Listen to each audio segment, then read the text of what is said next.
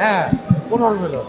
এটা খুবই উৎসবমুখর পরিবেশে হয় এবং আমার ধারণা যে ভবিষ্যতেও এটা উৎসবমুখর পরিবেশেই আমাদের নির্বাচনটা হবে। না, লিমিটেশন তো থাকেই। একটা সংগঠনের লিমিটেশন থাকে, ব্যক্তির লিমিটেশন থাকে। তবে আমার ধারণা যে এ যাবৎকালে যারা আমাদের সংগঠনের সঙ্গে ছিল তারা তাদের সর্বাত্মক চেষ্টা করেছে। কেন বললাম কথাটা? যেমন আমি একজন অভিনেতা, যিনি সংগঠনে নির্বাচিত হবেন তিনিও একজন অভিনেতা। আমরা তো আমার অভিনয়ের কাজ বাদ দিয়ে সংগঠন চালাই না, কিন্তু যারা নির্বাচিত হবেন বা হন তারা কিন্তু তাদের অনেক কাজের ক্ষতি করেও তারা সংগঠনের জন্য সময় দেয়। তো সেই জন্য অবশ্যই তাদের কিন্তু একটা ধন্যবাদ আমাদের দেওয়া দরকার।